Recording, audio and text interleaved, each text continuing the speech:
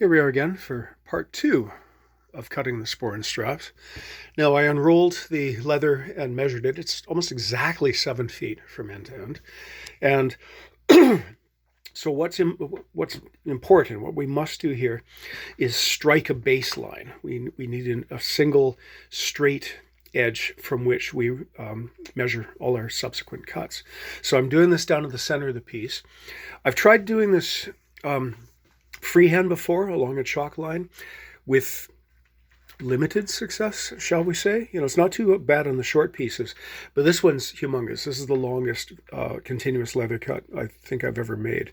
So to that end, I'm using this 4-foot piece of aluminum angle, which I generally use as a straight edge when I'm drafting trouser and coat patterns, but it's going to be my cutting edge. And the great thing, because it's aluminum, it won't adversely affect the blade.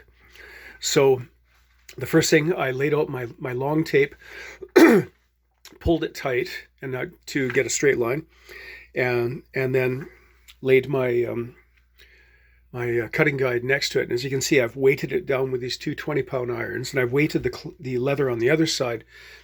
As you can see, I've laid out all these weights because I don't want the leather to move relative to the edge when I'm moving this, because I'm going to cut the first 4 feet, and then very carefully I'm going to transfer the cutting guide, weight it down again, and continue that cut.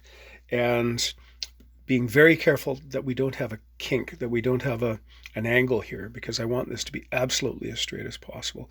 And again, that's why all these weights are here, to hopefully prevent the leather from shifting. Now, as far as for cutting, I mean, sure, I have a scalpel, but in the past, I've used my grandfather's half moon knife. This is also known as a saddle maker's knife.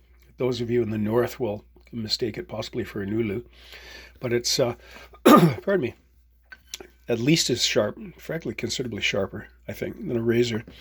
And it's a good piece of kit, but I'm not expert at it because I don't use it enough to be fully in practice.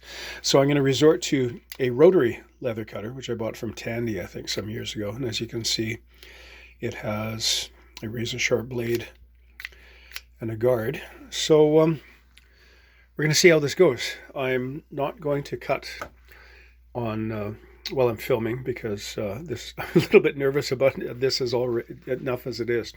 So yeah, so I'll make that cut, and then we'll proceed from there. Cheers.